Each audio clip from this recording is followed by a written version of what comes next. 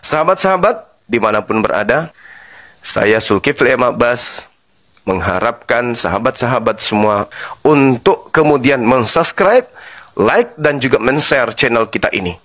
Salam Tauhid, salam satu Tuhan. Perspektif, maka kita tidak membantah ya, kita hanya meluruskan saja apa yang dikatakan oleh Abang tentang Allah SWT dan tentang Tuhan sesembahan orang Yahudi. Itu Yesus dalam bahasa Ibrani, Yesua. Yesua itu nama Yahweh Sang Penyelamat. Jadi Ye itu Yehua atau Yahweh, Sua itu penyelamat. Jadi Yesus datang dengan misi baru dan nama baru. Itu sebabnya dalam perjanjian baru tidak menggunakan kata Yahweh, karena dia sudah datang dengan nama baru, yaitu Yesua, Mesia, atau Yesus Kristus, Sang Juru Selamat manusia. Jadi Yahweh itu dengan Allah itu tidak sama, berbeda.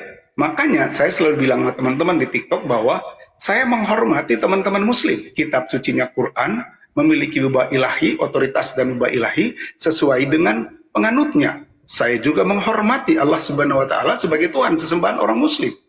Begitu. Tetapi itu berbeda dengan sesembahan kami.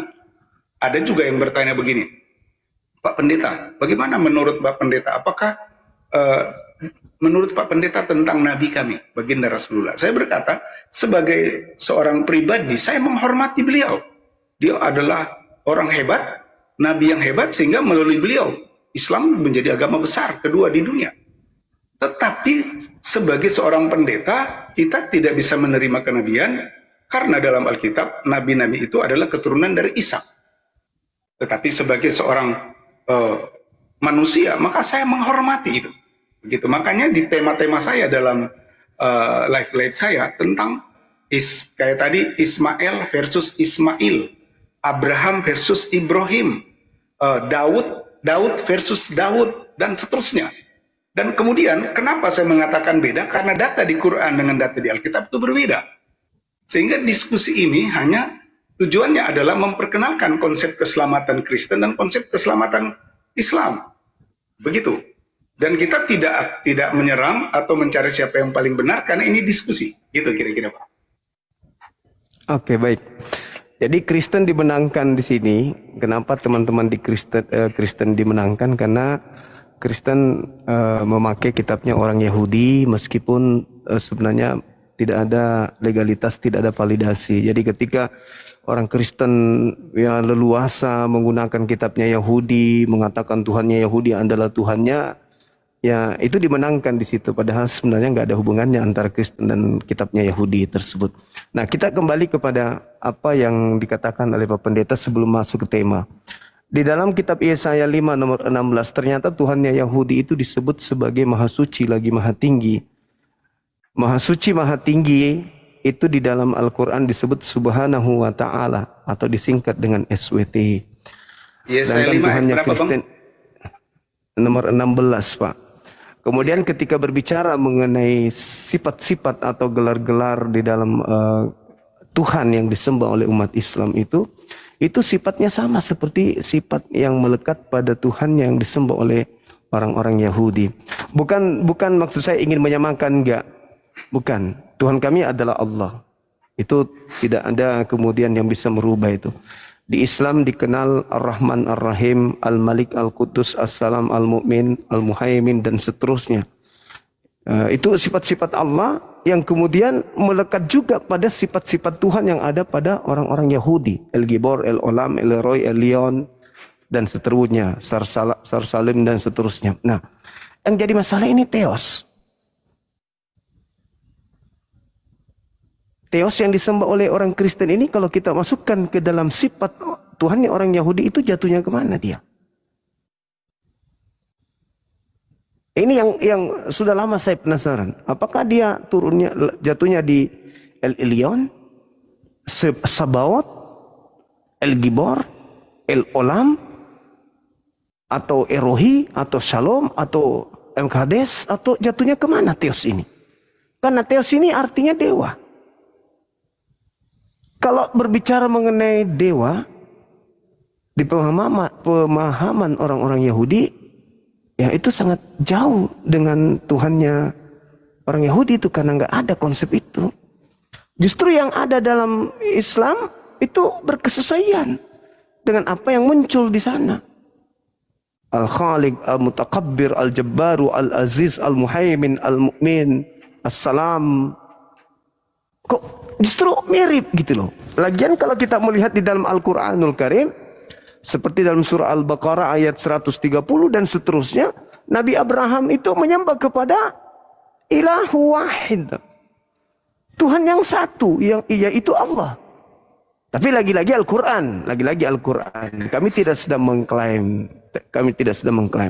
Cuman kami temukan itu adanya narasi itu muncul di dalam kitabnya orang Yahudi.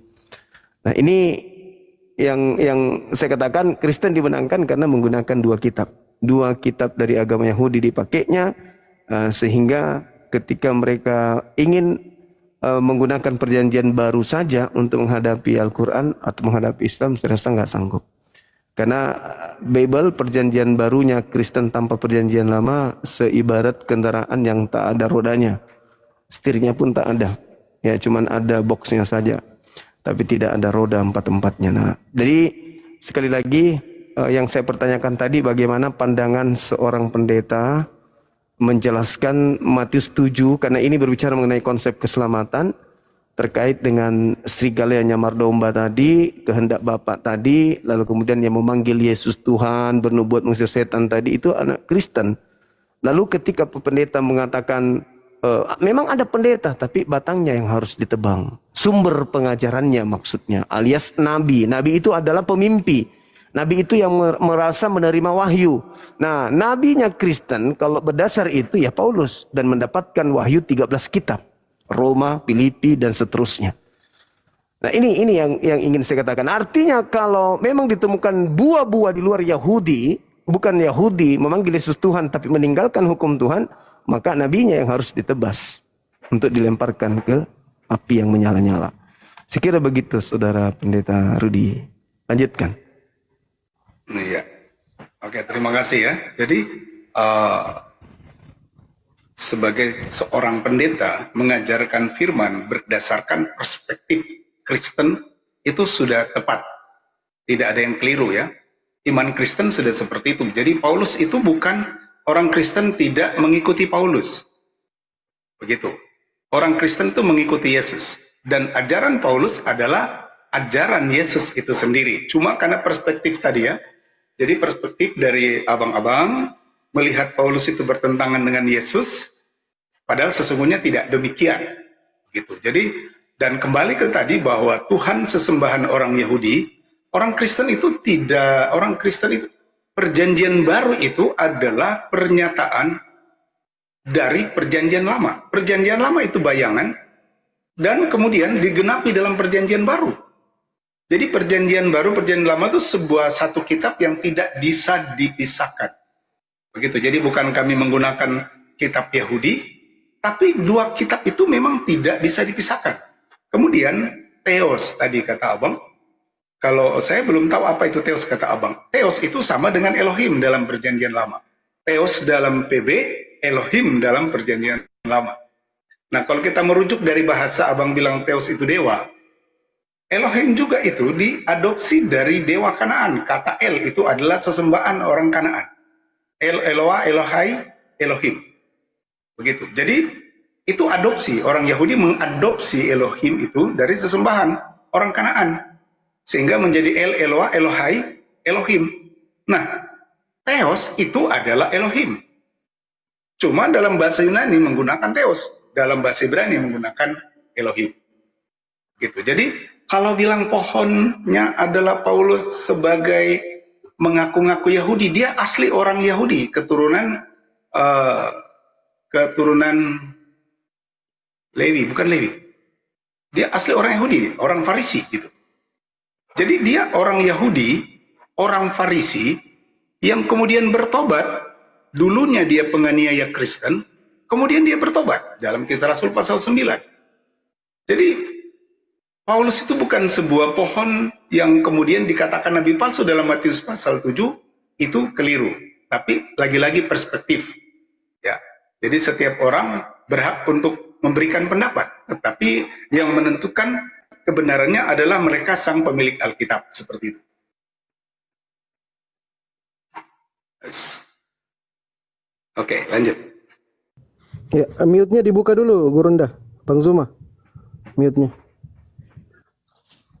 Iya, baik. Ya, Alhamdulillah kalau ternyata El juga itu adalah dewa, Theos juga ada dewa, ya lengkap lah. Makanya saya katakan tadi, saya tidak ingin meniru-niru itu.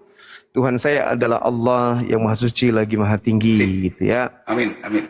Terus kemudian ketika pendeta mengatakan tidak bisa dipisahkan, sayangnya itu tidak ada validasi. Penggunaan kitabnya Yahudi ke Kristen itu tidak ada validasinya. Kenapa?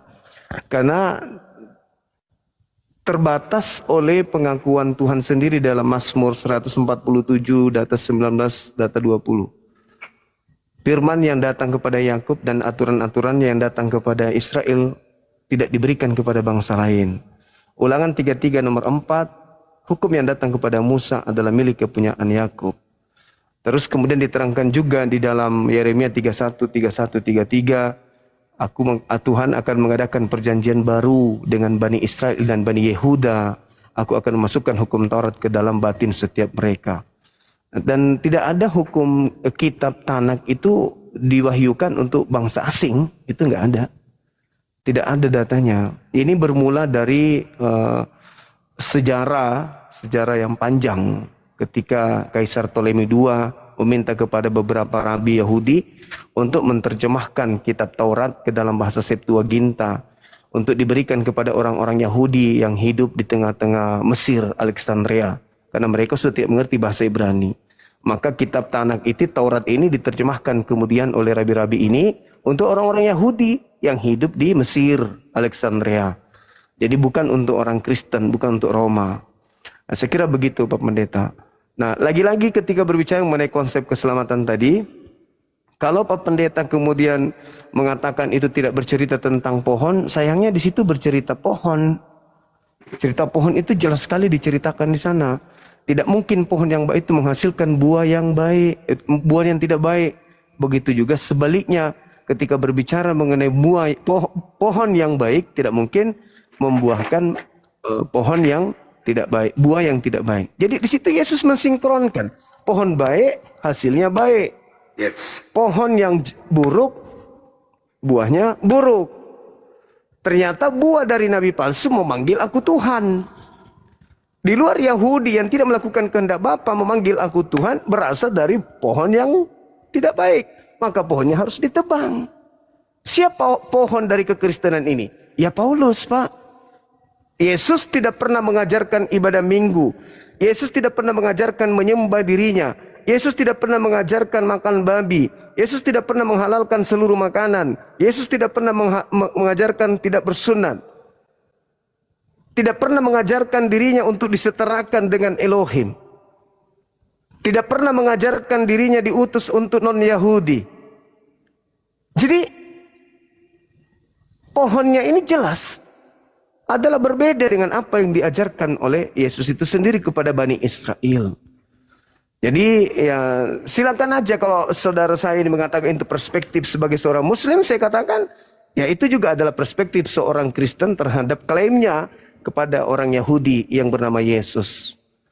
Karena Yesus itu pengikutnya hanya orang-orang Yahudi saja, bukan non-Yahudi. Ketika ada orang non-Yahudi datang kepada Yesus di Matius 15 itu justru dikatakan Yesus sebagai, mohon maaf, sebagai guguk. Padahal sudah bertemu langsung, beriman kepadanya. Tapi tetap aja disebut guguk. Jadi kalau itu aja disebut guguk, bagaimana dengan orang Kristen yang hidup 2000 tahun setelahnya? Lalu kemudian kembali yang tadi, yang memanggil Yesus Tuhan itu di luar Yahudi, di Kristen tak ada yang lain. Tidak ada Islam tidak, Hindu tidak, Buddha tidak, ateis tidak. Komplotan Kristen inilah yang memanggil Yesus Tuhan, tapi tidak melakukan kehendak Bapa. Maka pohonnya yang harus ditebang. Karena yang mengajarkan Kristen Paulus, bukan Yesus. Kalau Kristen ini adalah pohonnya Yesus, maka sudah pasti orang Kristen tak ada. Yang ada hanya Yudaism. Seperti itu, Bang. Ya, lagi-lagi itu perspektif, Bang. Perspektif. Gitu. Karena Paulus itu dia seorang, kalau digambarkan pohon itu pohon yang baik. gitu. Karena ternyata penduduk dunia itu orang Kristen itu 2,7 miliar, di atas dari Muslim. Itu kalau dia pohon yang jahat, pohon yang buruk, hasilnya buruk. Ternyata tidak buruk, Bang, hasilnya baik. Ya. Jadi perspektif, nggak ada masalah. Kita tidak persoalkan itu, karena itu perspektif. Oke.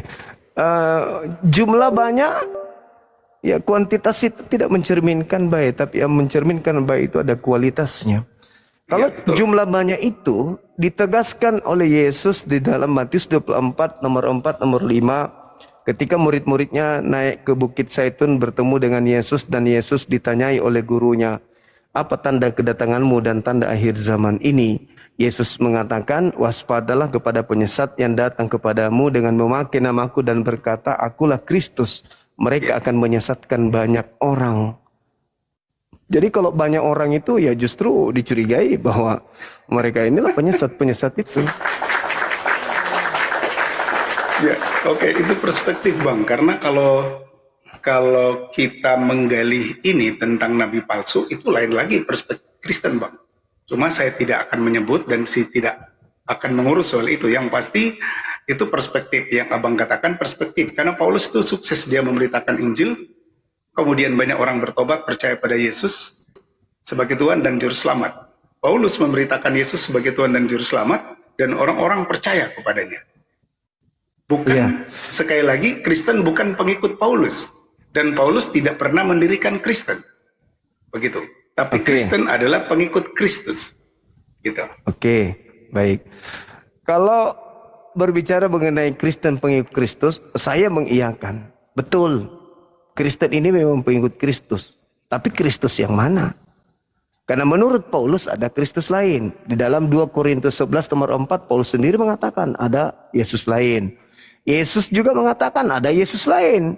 Di mana Yesus mengatakan ada Yesus lain? Yang tadi Matius 24 itu. Jadi kalau ada orang berkata ada Mesias di sini, ada Mesias di sana, jangan kamu percaya. Sebab Mesias palsu dan nabi-nabi palsu akan datang melakukan banyak mujizat, sekiranya mungkin akan menyesatkan orang-orang pilihan juga. Artinya kalau Kristen ini pengikut Kristus, sedangkan Kristus anak Maria hanya untuk Bani Israel, polanya adalah kitab Tanakh, maka Kristen ini pengikut Kristus yang mana? Karena mereka bukan Bani Israel dan polanya bukan kitab Tanakh. Yesus mengatakan itu, waspadalah kepada penyesat yang datang kepadaku dengan memakai namaku. Nah, Kristen dari Antioquia menyebar sampai ke seluruh bumi itu membawa nama Yesus. Yesus dibawa-bawa, dan orang Kristen mengatakan Yesus itu adalah Kristus. Mereka akan menyesatkan orang banyak. Kalau kami Nabi Muhammad, kalau Kristen Yesus Kristus. Penyesat itu membawa-bawa nama Yesus Kristus, dan dia akan menyesatkan banyak orang. Orang Hindu tidak membawa Yesus Kristus, orang Buddha tidak membawa Yesus Kristus, orang ateis tidak membawa Yesus Kristus. Hanya Kristen yang menjajakan Yesus Kristus ke seluruh penjuru bumi. Ingat, Matius 24 nomor 3 nomor 4. Waspadalah agar kamu jangan disesatkan, sebab akan banyak orang datang dengan memakai namaku. Kristen memakai namanya Yesus dan berkata, akulah Kristus. Kristen mengatakan Yesus itu Kristus. Mereka akan menyesatkan orang banyak. Nah, pertanyaannya, siapa mereka ini? Yang membawa nama Yesus dan mengatakan Yesus itu adalah Kristus. Siapa orang banyak itu, Bang?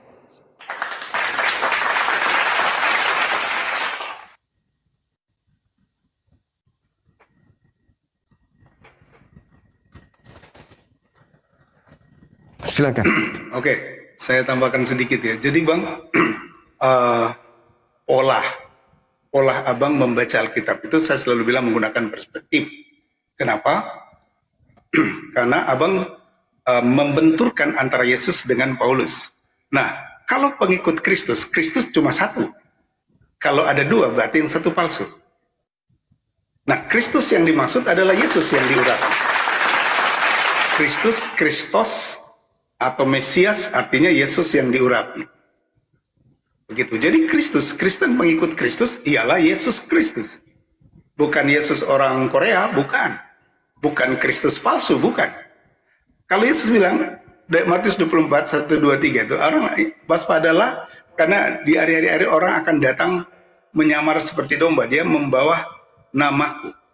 Ada orang-orang yang menggunakan nama Yesus, tapi tidak melakukan kehendak Yesus. Ada, banyak gitu ya, banyak. Nah itu yang kita maksud tadi adalah Yesus mengatakan waspada. Nah ajaran-ajaran yang benar berdasarkan Alkitab, orang-orang yang percaya pada Yesus sebagai Tuhan, dia melakukan kehendak Bapa. Nah kalau bicara kehendak Bapa, kembali lagi, tidak hanya berkutat pada Taurat itu. Yang mata ganti mata, gigi ganti gigi, sunat, ibadah Sabat, hari Sabtu dan sebagainya, tidak berkutat pada itu saja. Begitu. Orang Kristen juga banyak yang disunat, Bang. Tapi sunat itu bukan lagi ajaran yang berhubungan, karena sunat itu berhubungan dengan kebersihan fisik. Yang sunat juga nggak ada masalah. Begitu. Jadi apa yang diajarkan Yesus itu diajarkan oleh Paulus. Makanya Tuhan bilang hati-hati, di akhir zaman ada banyak penyesat yang memakai namaku. Begitu. Itu sebabnya saya selalu bilang begini, Bang. Yesus dengan Isa itu berbeda untuk menjaga nama baik masing-masing. Begitu. Yesus itu adalah Tuhan sesembahan orang Kristen, Isa itu adalah nabi dan rasul dalam Quran, dan kita hormati itu. Saat kemudian kita mencoba mengatakan bahwa Yesus itu sama dengan Isa, maka kita akan salah menempatkan posisi yang sesungguhnya. Gitu. Oke, sedikit saya memberikan analisa ya, Pak Pendeta.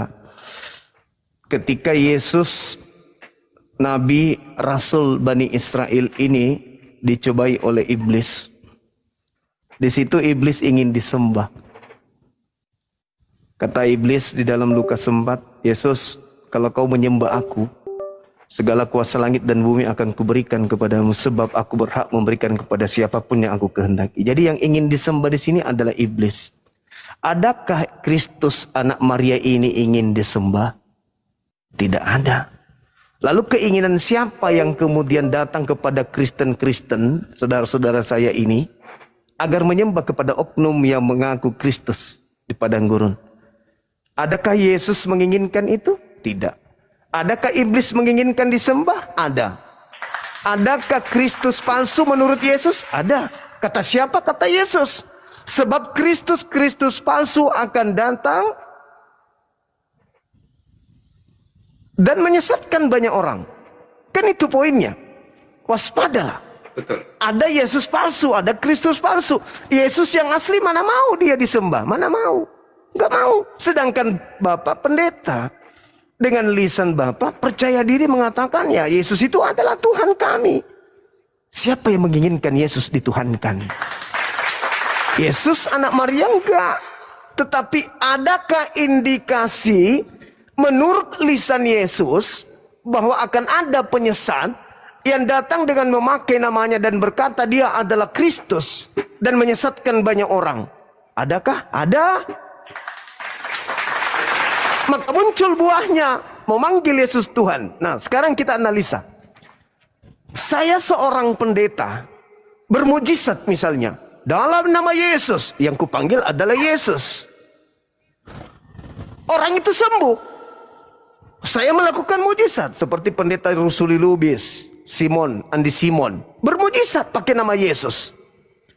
Tapi kenapa kemudian Yesus mengatakan pada hari terakhir nanti banyak orang memanggil aku Tuhan, bermujizat, bernubuat, mengusir setan. Tapi aku mengatakan, enyahlah daripadaku, engkau semua pembuat kejahatan. Aku tidak mengenal. Berarti panggilan Yesus Kristus yang mereka lakukan itu siapa? Yesus yang mana? Kristus yang mana? Sebab Kristus mengatakan, aku tidak mengenal mereka. Enyahlah daripadaku, kalian semua adalah pembuat kejahatan. Jadi ketika pendeta memanggil nama Yesus, dalam nama Yesus, kok Yesus tidak mengenal kalian? Berarti ada Yesus lain yang merasa dipanggil pada saat itu. Siapa dia? Itulah yang dimaksud oleh Yesus yang menyesatkan banyak orang. Makanya dalam Matius 24 nomor 24, Kristus palsu. Sebab Kristus palsu dan nabi-nabi palsu akan datang banyak melakukan mujizat sekiranya mungkin menyesatkan murid-murid pilihan.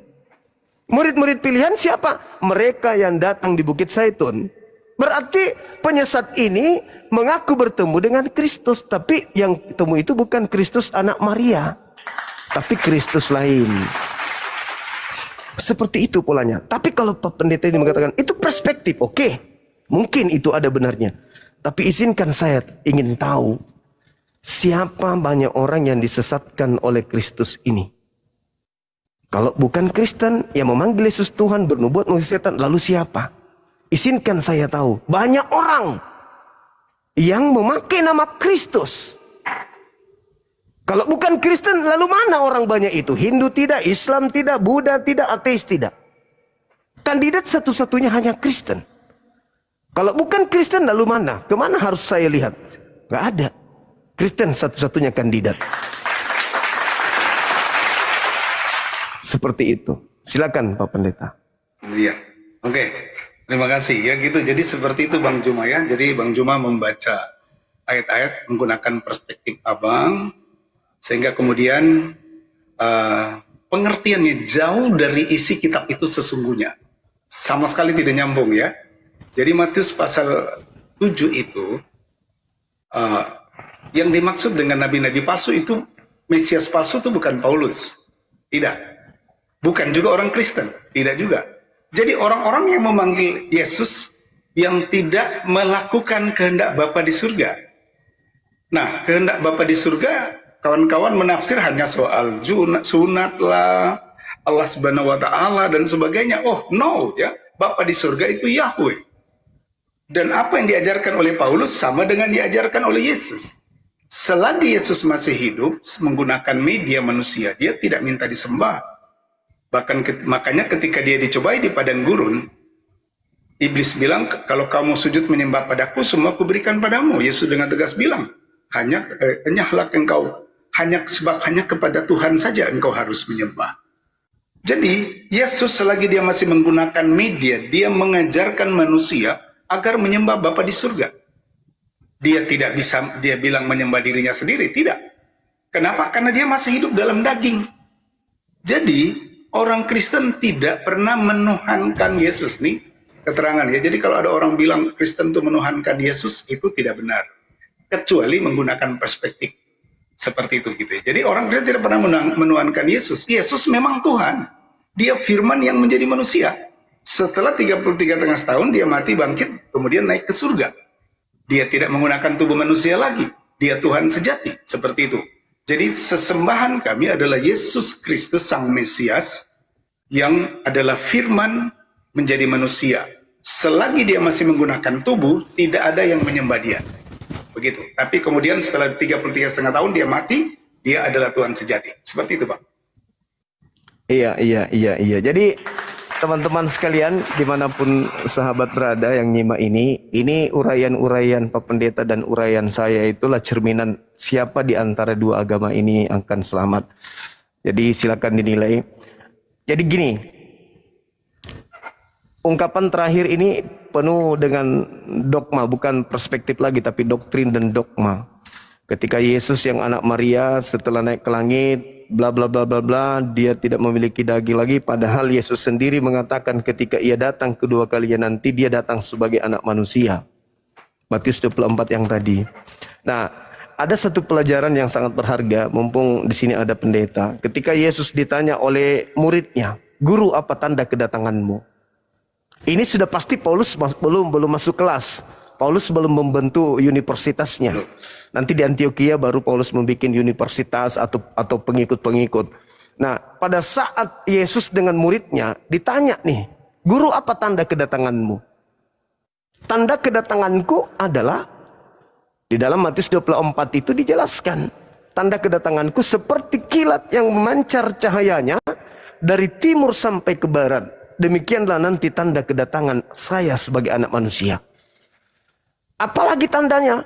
Yesus menerangkan, matahari menjadi gelap, bulan tak bercahaya, bintang-bintang kemudian berjatuhan, kuasa langit berguncang, akan nampak di atas, akan nampak tanda anak manusia nampak di langit.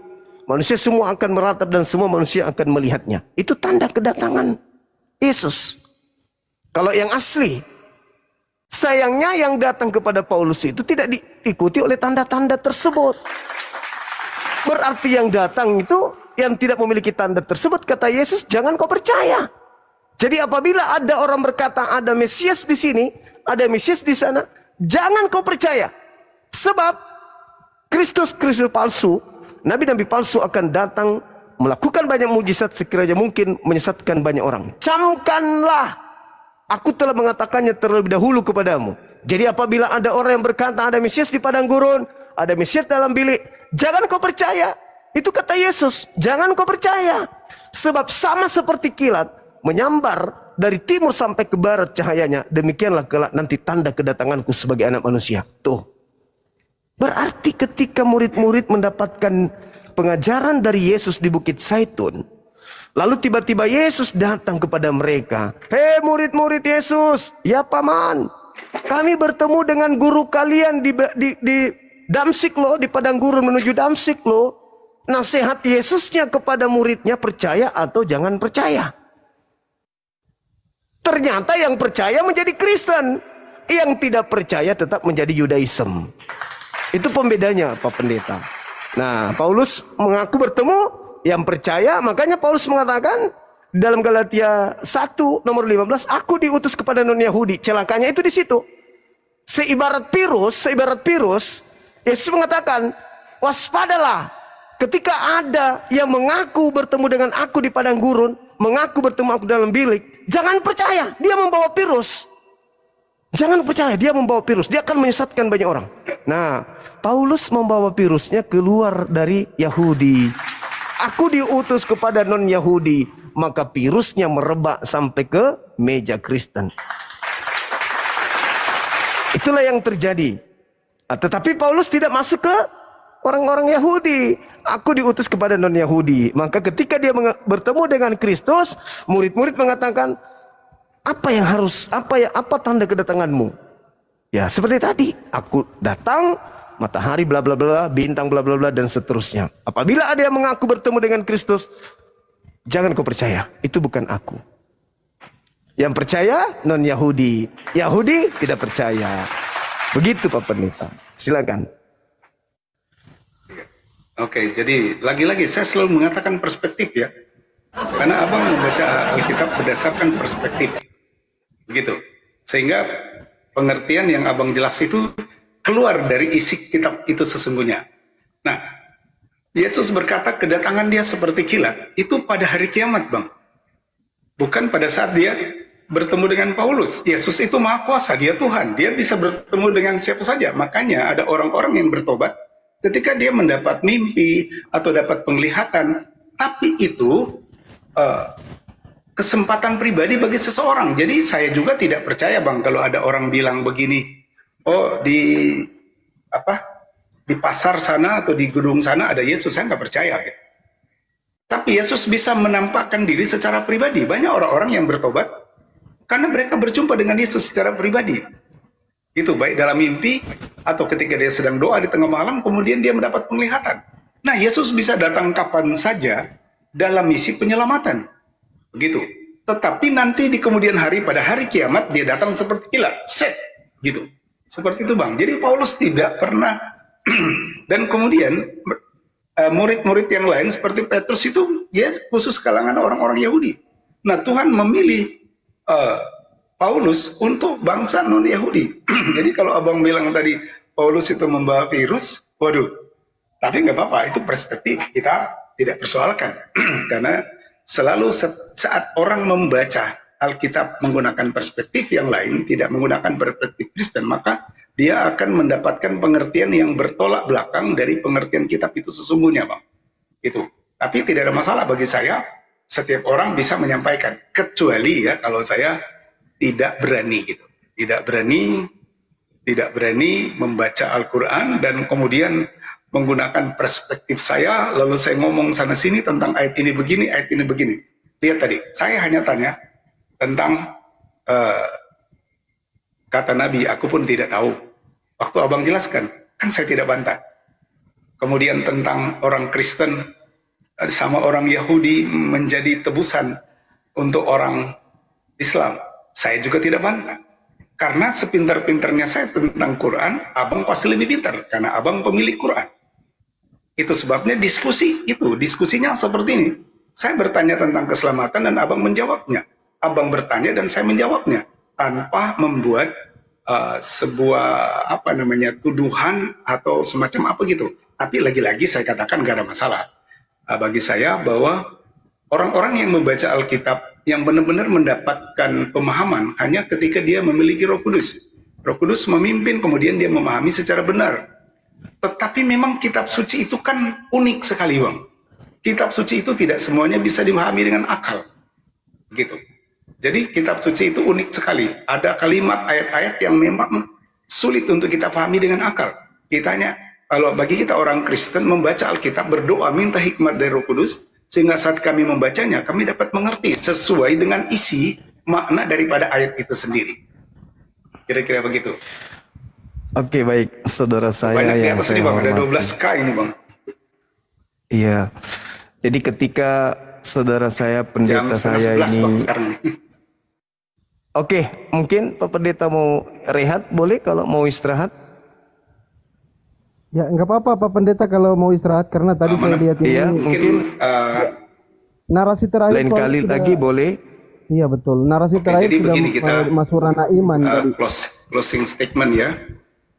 Iya, Silakan, silakan, Pendeta. silakan. Oke, jadi mungkin kalau Mungkin saya ada dulu. closing statement ya. Biar adil. Eh, Oh iya, silakan. boleh, silakan. Karena saya yang mulai tadi. Oke, baik. Baik. Iya. Jadi kalau di dalam ajaran agama Islam, tadi di awal saya mengurai konsep keselamatan itu beriman kepada Allah, beriman kepada para nabi, beriman kepada kitab-kitab, pada rasul yang diutus oleh Allah, kemudian beramal soleh, menjalankan perintah, utamanya solat. Maka orang-orang yang solat dalam Al-Quran surah Al-Mu'minun, mereka adalah orang yang mewarisi surga Firdaus. Nah, untuk mengetahui tolak ukur kebenaran daripada apa yang Allah uraikan di dalam Al-Quran, ini sebagai penggiat apologet pembela Islam berhadapan dengan saudara saya pendeta dan netizen yang ada di YouTube dan juga yang ada di TikTok. Tentu apa yang saya uraikan ini kita harus memiliki kesinambungan dalam hal penyampaian dan keselarasan kemudian dari apa yang kita imani. Di dalam Al-Quran surah As-Sukruf dikatakan wa innahu la ilmul lisa'ah fala tamtarunna biha wattabi'un. Hadza siratul mustaqim. Jadi tanda kiamat itu nanti adalah datangnya Nabi Isa alaihissalam. Kedatangannya adalah tanda akhir zaman. Kalau kedatangannya itu terjadi di abad pertama, akhir zamannya sudah lewat berarti. Kalau yang datang Nabi Isa asli yang datang pada abad kedua berarti terjadi pada saat abad kedua. Tapi kalau bukan Nabi Isa yang datang, maka tidak akan terjadi kiamat. Meskipun ada berjuta orang mengaku bertemu Nabi Isa, tapi ternyata tidak ada tanda kiamat di bawahnya, maka bukan Nabi Isa. Nah ini diuraikan lagi. Di dalam kitabnya saudara kita Kristen, di dalam Matius 24 yang saya bacakan tadi. Ternyata tanda kiamat itu, kedatangan sosok yang tadinya mau disalibkan ini menurut Al-Quran, ketika dia datang kedua kalinya itu membawa tanda hari kiamat. Jadi kalau ada seorang Islam yang mau murtad karena mimpi bertemu dengan Yesus atau mimpi ketemu dengan Nabi Isa dalam perspektif iman Islam, atau pada saat umroh dia melihat Yesus atau Nabi Isa, jangan percaya. Bentar bentar. Aku charger dulu soundcard. Bentar ya, biar saya dengar baik. Silakan. Oke, lanjut. Nah, jangan percaya karena ternyata kedatangannya itu pasti adalah kiamat. Makanya umat Islam itu tidak pernah berdoa wahai Nabi Isa datanglah, karena kalau datang kiamat dunia. Karena kedatangannya adalah tanda kiamat itu. Ya, itu yang ada dalam ajaran agama Islam. Jadi ketika keselamatan itu di Islam itu jelas di dalam Al-Quran, banyak dalil yang mengatakan bahwasanya waliman khafa maqama rabbih jannatain. Barang siapa yang takut kepada Allah, takut bertakwa, artinya ketika dia takut maka mereka bertakwa. Ketika mereka bertakwa maka mereka mentaati perintah. Maka apa kata Allah? Mereka mendapatkan kemudian jannah berlipat ganda. Nah itu konsep keselamatan yang bisa saya ucapkan, yang saya sampaikan kepada saudara saya pendeta. Dan juga dalam Al-Quran dikatakan innal ladzina qalu rabbunallah tsumma istaqamu, dan di akhir ayat dikatakan wa absyiru bil jannah, maka beritakanlah kabar gembira itu kepada mereka dengan surga. Barang siapa yang berkata Tuhanku adalah Allah, lalu kemudian dia teguh pendirian sampai dia meninggal, maka beritakanlah kabar gembira ini kepadanya dengan surga. Itu kata Al-Quran. Saya kira begitu Pak Pendeta. Dari saya polanya sederhana. Islam itu bertindak sesuai dengan apa yang didengarkan, maka itu yang mereka praktekkan. Demikian, terima kasih. Silakan. Iya, oke, terima kasih. Jadi keselamatan menurut konsep Kristen, percaya kepada Yesus sebagai Tuhan dan Juru Selamat, dan kemudian manusia yang mendapatkan anugerah keselamatan itu harus menghasilkan buah, yaitu perubahan-perubahan hidup. Kemudian terus melakukan kebaikan sebagai respon. Jadi perbuatan baik bukan dasar orang diselamat, tapi perbuatan baik itu adalah respon dari keselamatan sebagai anugerah yang diberikan secara gratis kepada manusia. Nah, kemudian ada jaminan dalam Alkitab bahwa orang keselamatan kekal dalam Yohanes pasal 14 ayat yang ke-1, 2, 3. Janganlah gelisah kepadamu, percayalah kepada Tuhan dan kepadaku. Di rumah Bapakku banyak tempat tinggal. Jika tidak demikian, aku mengatakannya kepadamu. Aku pergi ke sana untuk menyiapkan tempat bagimu. Dan jika tempatku sudah selesai, sudah tersedia, maka aku akan kembali membawa kamu, supaya di tempat aku berada, kamu pun berada. Jadi jaminan kekal bagi keselamatan menurut konsep Kristen adalah percaya Yesus, menghasilkan buah dalam ketaatan dan perbuatan-perbuatan yang baik sesuai dengan perintah Alkitab, dan kemudian jaminan surga yang kekal selama-lamanya menjadi bagian orang tersebut. Sebaliknya, walaupun dia percaya Yesus, tapi kalau dia tidak berbuah, tidak ada perubahan-perubahan, hidupnya terus dalam dosa, maka dia tidak bisa sampai ke rumah Bapa yang kekal. Kira-kira begitu, dan saya berterima kasih kepada Bang Fendi Ahmad yang sudah memfasilitasi saya bisa berdiskusi dengan Bang Juma. Malam ini saya senang sekali, Bang Juma segar betul ya. Dia menyampaikan hal-hal yang baik, yang sesuai dengan konsep Islam, dan begitu banyak paham tentang ayat-ayat Alkitab, luar biasa sekali ya, saya salut. Dan seperti itu yang beliau bisa saya sampaikan, dan saya kemudian menjelaskan seperti apa yang dapat saya sampaikan. Teman-teman semuanya terima kasih ya. Di atas ada 11.000 orang yang nonton. Terima kasih banyak, itu yang dapat kami sampaikan malam hari ini. Mohon maaf jika ada kata, kalimat yang kurang berkenan, mohon dimaafkan. Doa dan harapan saya semua diberkati oleh Bang Juma dalam keluarga, pekerjaan, dalam usaha diberkati. Bang Fendi juga diberkati untuk masa depan luar biasa. Kawan-kawan, baik yang ada dalam room maupun yang lewat saja, semuanya diberkati senantiasa. Terima kasih. Oke, makasih. Oke, Pak Pendeta, makasih. Kalau ada kata-kata saya yang kurang berkenan, mohon dimaafkan, Pak. Oke.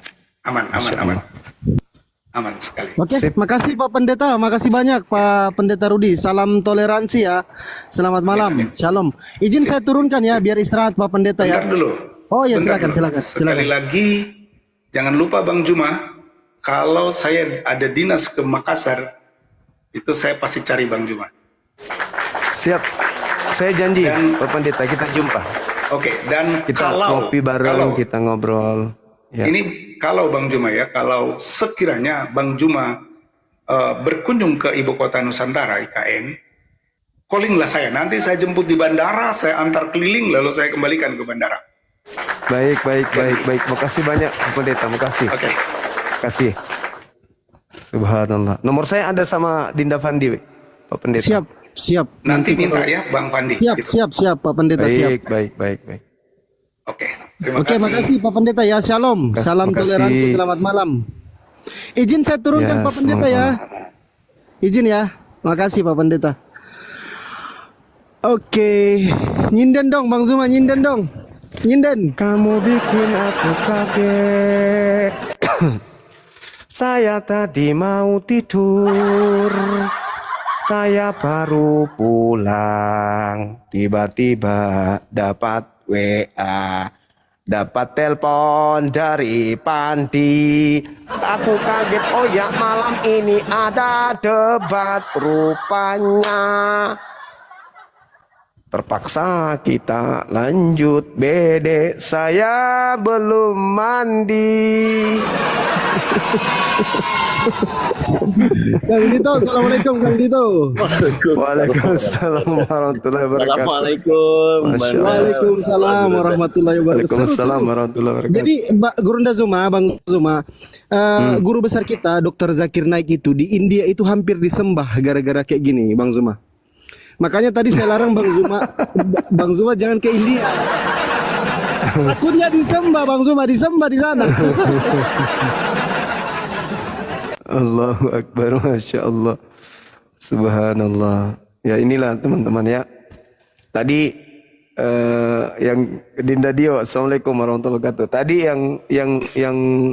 yang disampaikan oleh saudara kita ya, Pak Pendeta yang baik ini terkait dengan Yohanes yang dikatakan bahwasanya banyak tempat di rumah Bapakku, aku akan pergi dan akan membawamu ke sana. Itu janji Yesus kepada Bani Israel, bukan kepada saudara-saudara kita Kristen. Inilah celakanya kalau orang lagi ngajar di kelas, ya kan? Orang lagi ngajar di kelas, tiba-tiba ada orang jualan ikan lewat. Cakalamai tembang. Jadi sang guru lagi mengajarkan, anak-anakku sekalian, besok kita akan ke Jakarta. Siapkan pakaian kalian. Didengar sama penjual ikan tadi. Tiba-tiba dia pulang bergegas, ambil tasnya, disimpannya pakaiannya, ikut ke bandara. Karena membaca dan mendengarkan ucapan Pak Guru tadi itu. Padahal itu ucapan Pak Guru untuk mahasiswa, untuk siswa-siswa. Sibuk sendiri, repot sendiri tadi Bapak ini. Karena ucapan-ucapan Yesus kepada murid Yesus dianggapnya itu ucapan untuk mereka. Tapi nggak apa-apa, itulah iman ya. Makanya hati-hati, kata Yesus, waspada kepada penyesat. Nah, kita juga umat Islam harus waspada kepada ajaran yang datang dari luar yang kita tidak kenal. Karena Islam itu jelas proses berislam harus proses berpikir. Jangan cuma imani saja. Saya kira begitu. Mungkin ada yang ingin disampaikan oleh adik-adik kita ini. Silakan, waktu dan tempat. Mari kita tidur. Cakaruk di Indonesia. Silakan Kang Dito, Bang Dio, silakan. Iya, tadi banyak hal nih teman-teman. Teman-teman mungkin sepakat ya. Ini miku mati. Tapi bisa ngomong nggak sih? Bisa. Siap. Jadi yang saya perhatikan tadi Gurunda, Bang Da, ini apa sih perspektif itu kan sudut pandang. Kalau kita berbicara perspektif otomatis harusnya ada parameter. Nah, ini saya juga heran sama teman-teman juga yang di bawah ini lagi banyak yang tapping perspektif mengalahkan pendeta sudahlah ya. Jadi parameternya sebenarnya apa? Kita tidak jadi perspektif itu.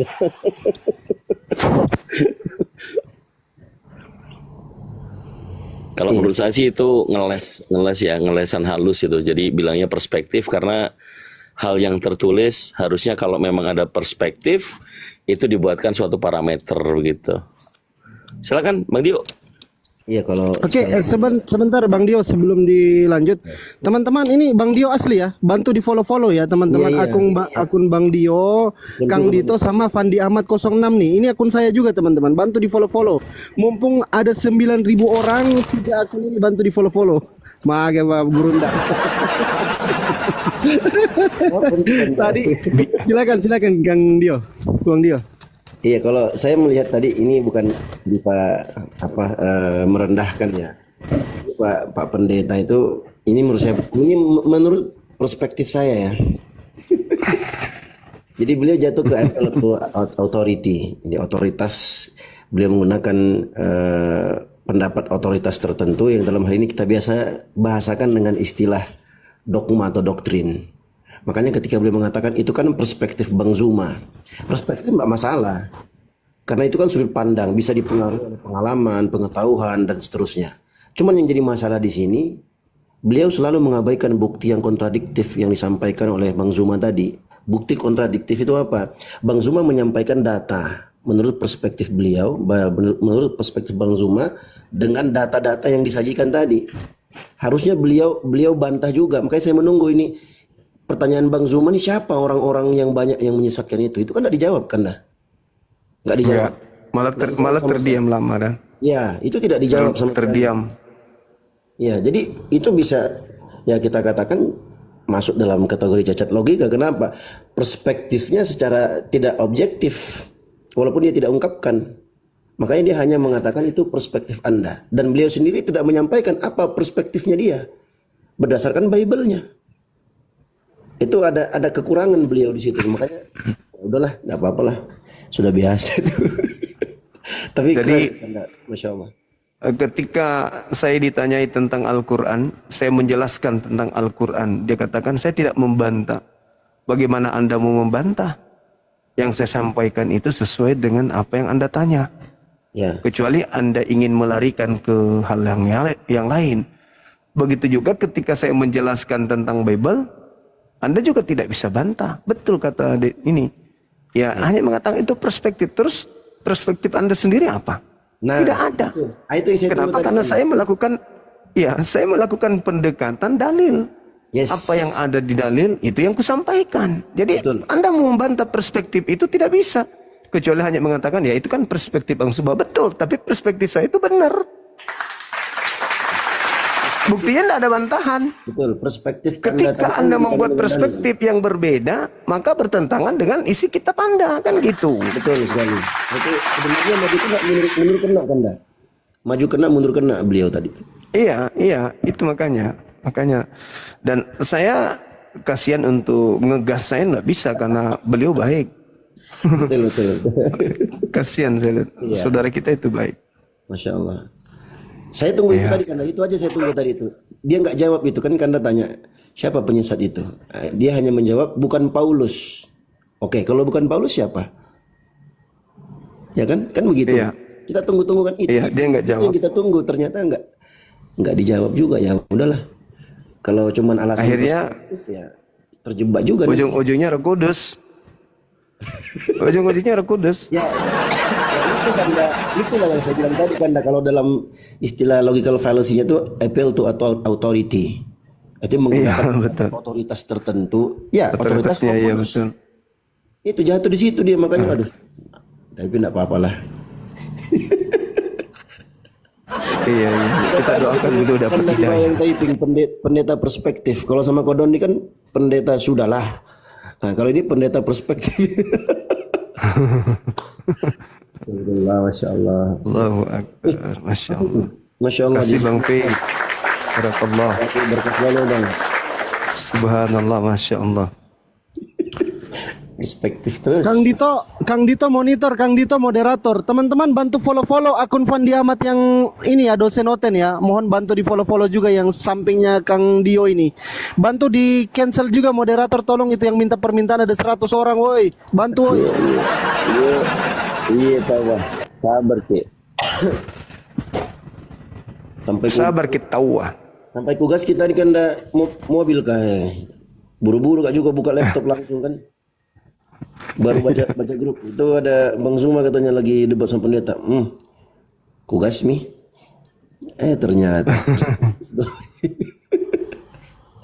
Masya Allah. Orang itu kah? Orang mana kah itu? Kena? Bukan, dia di Kalimantan. Oh Kalimantan, IKN nih dia bilang tadi nih. IKN, iya. Iya, Masya Allah. Allahumma barik, barakallah fi ilmik ya. Makasih Dinda. Jazakumullah khairan. Bermanfaat insyaallah ilmunya. Amin. Oke, mungkin ada yang mau dilanjutkan, Dinda, lanjutkan dengan teman-teman fakten yang lain, silakan. Siap Kanda, siap. Saya minum dulu ya. Oke, siap Kanda, siap. Lebih. Kopi campur masako kan, bukan? Bang Andi udah jam, Mbak. Kopi campur masako. Silakan. Kalau ada yang keras-keras saya buka mic lagi. Siap Kanda, siap. Masya Allah. Saya terus ke sana.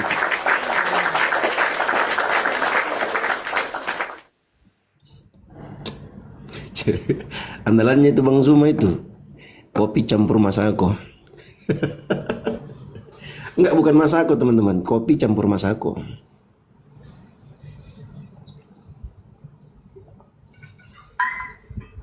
Ya, saya udah bersih-bersih. Ini ada Bang JJJ. Bang J, selamat malam Bang J. Bang J. Bang J. Ya Bang, selamat malam Bang. Ya, Bang J dari perspektif mana? Kristen atau Muslim? Assalamualaikum Bang Andi. Bang Andi. Waalaikumsalam warahmatullahi wabarakatuh. Masya Allah. Ini Pak JJ ini gimana nih? Waduh, nggak monitor dia. Ya, mungkin teman-teman kalau yang setelah mendengarkan diskusi Pak Pendeta tadi dengan Bang Zuma, ada yang tergoyah karena mendengarkan suatu kebenaran tentang Islam, yang ingin berikrar atau mau bertanya tentang Islam, silakan ketik aja dari 1 gitu ya, dari 2 menjadi 1 dulu. Ketik 1 yang mau syahadat. Kalau yang dari Kristen ketik 3, silakan. Ketik ya, diketik. Ketik 4 kalau mau menghujat.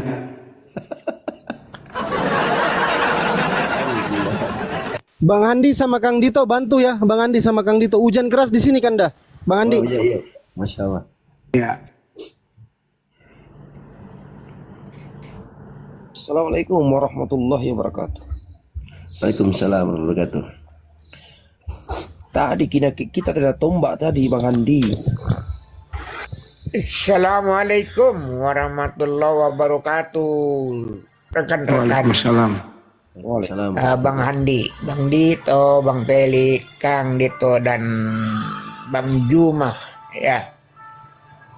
Menarik tadi yang dipaparkan itu. Jadi saya tadi mengikuti itu ketika Bang Juma membuat analisis kategori teks ya, mengumpulkan kategori teks yang berkaitan dengan Yesus, lalu masuk kepada level kedua yaitu melakukan klarifikasi teks, siapa sebenarnya substansi yang disampaikan. Itu sebenarnya tadi pendeta itu sudah stop di perspektif itu begitu.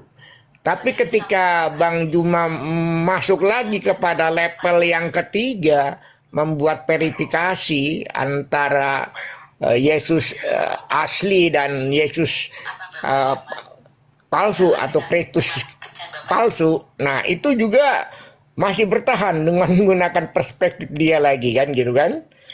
Nah, lalu kemudian terakhir saya salut dengan Bang Juma itu melakukan validasi ya, melakukan validasi teks gitu kan, memvalidasinya. Lalu terakhir memfalsifikasinya. Nah, itu sudah keteteran. Jadi perspektif paradigmanya sudah hancur menurut saya. Tadi itu sudah dipatahkan oleh Bang Juma paradigmanya. Jika apapun perspektifnya ya sudah nggak bisa ditolong lagi sebenarnya. Makanya dia akan bertahan terus dengan pandangan perspektif tadi.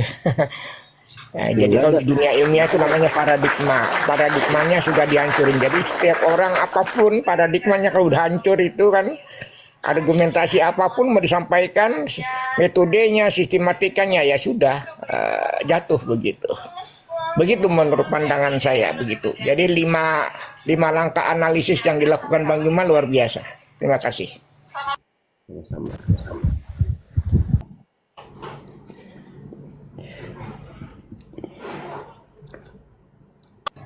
Halo, Bang Andi, silakan. Atau Bang Dito, silakan. Intinya adalah siapapun diskusi ya dengan Muslim, ya kita disuguhkan dengan nada-nada ya seperti itu. Kesimpulannya, Bang Juma hanya sebagai moderator sih tadi. Antara pendeta dengan Bible-nya sendiri gitu loh. Itu intinya.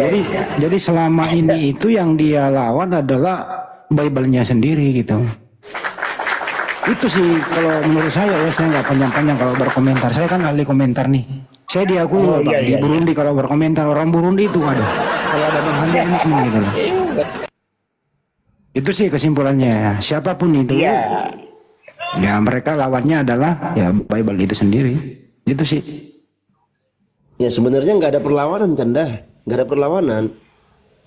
Bang Zuma memaparkan perspektifnya beliau berdasarkan bukti-bukti otentik dari Bible mereka sendiri, sedangkan Pak Pendeta tidak menarasikan perspektif sama sekali, hanya beralasan mencari-cari alasan untuk menghindar dari konsekuensi narasi Bang Zuma dengan mengatakan nah itu perspektif Anda.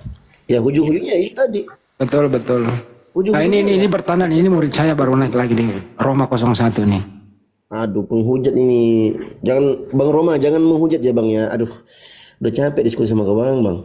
Assalamualaikum saudaraku sebangsa dan setanah air. Saya hanya mengucapkan salam dan mengajak teman-teman untuk gabung ke Room Edis. Edis lagi live tuh.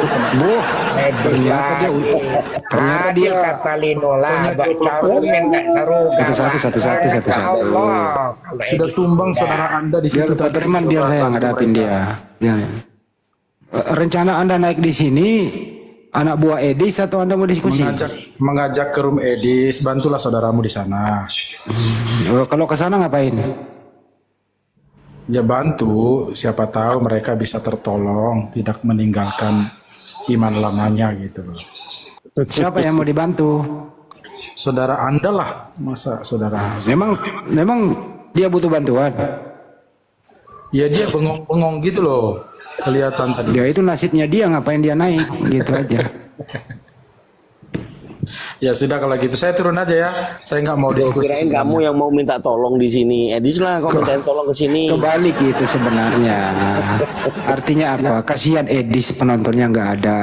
Kalau Bang Juma ke sana, lo diam dulu gantian ngomong. Katanya mau turun aja gitu loh. Jadi kebalik. Artinya apa? Pergilah ke sana, kasihan penontonnya kurang. Kasihan Edis sudah teriak-teriak kok. Semakin banyak orang Kristen meninggalkan dia gitu loh. Jadi ini anak kaki tangannya Edis. Tapi mohon maaf sekali lagi.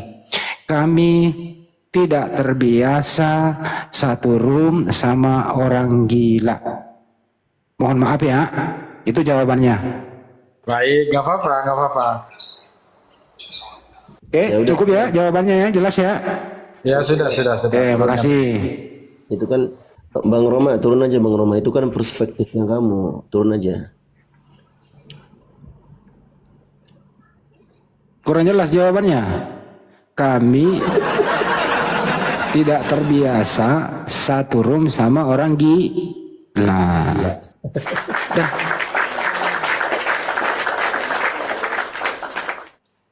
Jadi kalau ada orang Muslim naik ke sana ya berarti dia belum tahu kalau yang dia hadapi orang gila. Ya mudah-mudahan dia nggak ikut gila gitu loh. Astagfirullah. Ya Allah.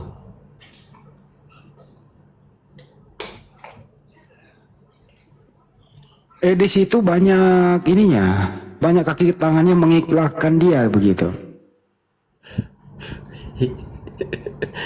Astagfirullah. Dulu mungkin masih pertama keluar negeri. Oh banyak yang support dia. Tapi mereka juga kan begitu juga kan masih punya filter. Bener nggak sih yang disampaikan Edis kayak beginian begitu loh. Kok nggak ada yang murtad gitu loh gara-gara Edis. Nah itu yang aku bingung itu di situ kan dah. Nah. Penonton Edis 25k. Wih mantap. Tapi nggak ada yang murtad. Nah saya himbau teman-teman Muslim juga. Karena ternyata narasumbernya ya Kristen juga nya di setting jadi Muslim. Ya itu dia, artinya mereka pintar memainkan menjadi aktor, tapi sayanglah nggak bisa dijadikan acuan karena cepat ketahuan. Dia juga, tapi belaga dia Muslim terus terkalahkan begitu. Warahmatullahi wabarakatuh. Waalaikumsalam.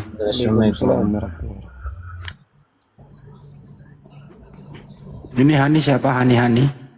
Assalamualaikum Bang. Laki ya?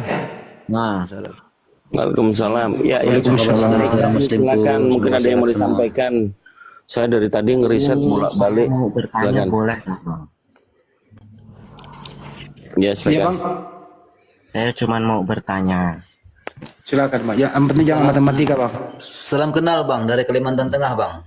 Ya, Iya bang. salam kenal kembali. Bang, sebenarnya saya mau tanya sama Bang Juma. Apa pertanyaannya bang? Saya ini kan kerja di orang non-muslim.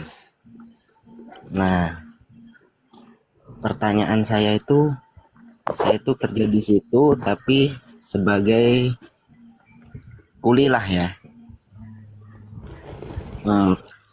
Kuli kebun. Tapi Terus? dia membayar bayaran saya itu dengan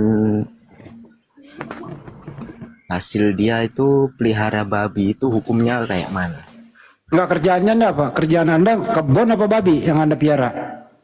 Kerjaan saya di kebun, tapi dia kalau mau bayar kami kerja itu pakai uang hasil jual babi.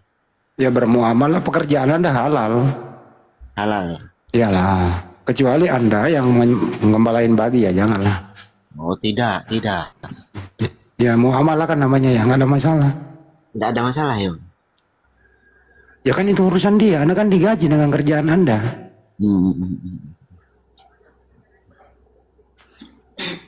Cuma itu pertanyaannya bang, apa? Oke, sudah aman ya. Aman bang itu. Ya, pegangan dulu ya dengan yang lain ya. Kecuali ini nggak boleh anda dibayar dengan babi, jangan. Oh tidak seperti itu.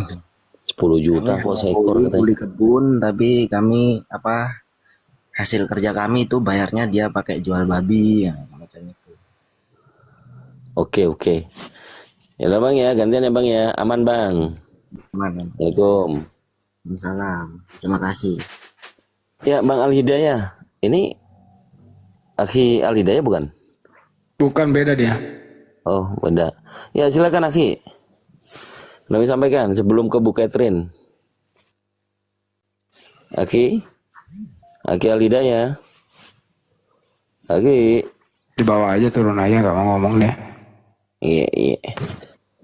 Oke, Bu Catherine, selamat malam. Assalamualaikum.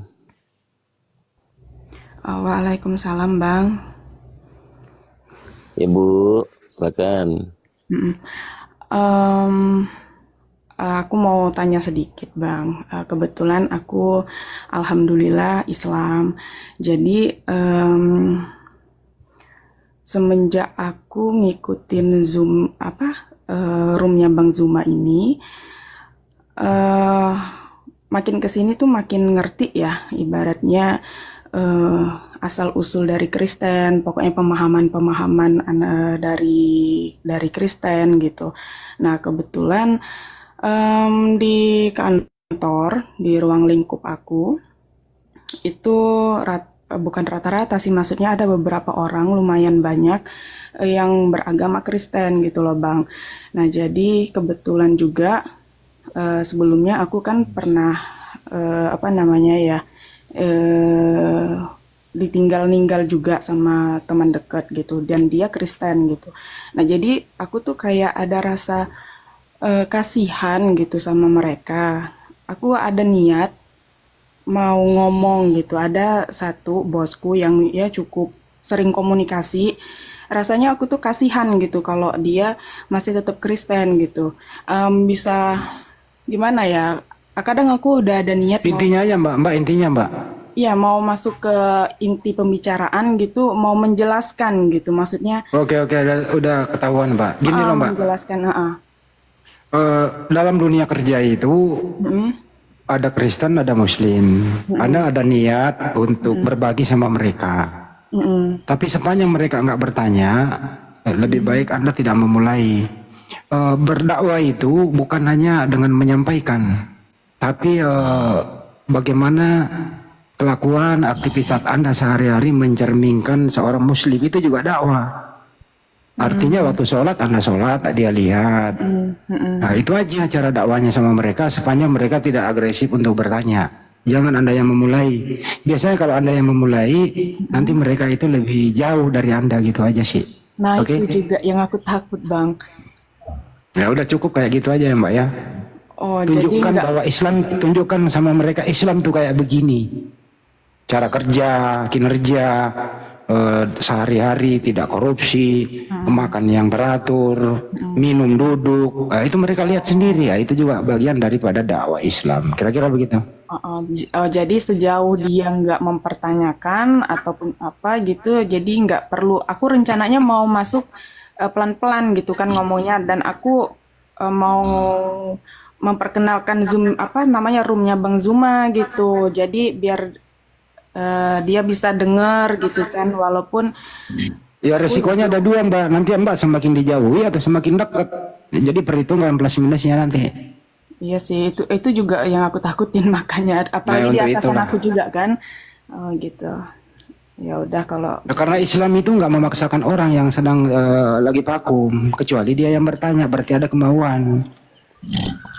gitu Gitu. Bang, nggak memaksakan kan, tapi kan kata Bang Zuma juga pernah bilang, aku pernah dengar Bang Zuma bilang kita Islam ini hanya untuk memberitahukan gitu, terlepas mereka mau percaya atau tidak, yang penting kita udah menyampaikan Tapi suasananya Mbak, lebih baik kalau ini saya kasih jalan nih. Ya, Lebih baik kalau dengar kayak gini, ada sela-sela waktu makan siang misalnya, Anda buka aja, gedein suaranya dikit, biar dia dengar tertarik apa enggak gitu aja. Oke, ya udah, oke dah. Kalau Paham kayak ya? gitu, Oke, ya, makasih. makasih banyak ya Bang Andi ya. Ya, Salam makasih. kenal, sehat-sehat terus untuk kalian semua, teman-teman Bang Zuma. Terima kasih. Ya, makasih, izin turun ya Bang. Ya, assalamualaikum. Waalaikumsalam. Ya, silakan Pak Katombo Tuna, Kristen atau Muslim. Kalau Muslim langsung salam.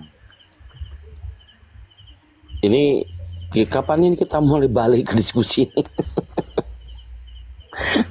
Ya, silakan Pak Pak Katombo. Pak Katombo. Waduh, nggak ada Pak emailnya Pak. Oke, saya turunkan. Bro admin Indonesia. Warahmatullahi wabarakatuh. Waalaikumsalam warahmatullahi wabarakatuh. Silakan.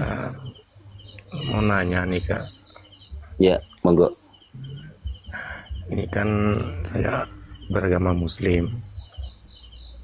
Maka dong kalau ngomong Bang, suaranya menye-menye, gedein. Sakit tenggorokannya. Oh, tenggorokan sakit. Ya, apa Bang poinnya Bang? Nah, bapak saya kan Muslim, ibu saya kan Kristen. Nah, sudah menikah, ibu saya ikut bapak saya beragama Muslim mualaf. Nah, setelah itu umur berapa tahun dulu ya? Ya 2008 lah. Nah, cerailah ibu saya, kembali ke agama Kristen. Gimana anak ini wajib enggak nengok ibunya gimana gitu, sedangkan ibunya Kristen? Itu Kak. Tapi abangnya Muslim kan? Kalau abangnya Muslim, Iya. ibunya ibu kandung. Alhamdulillah. Ibunya ibu kandung.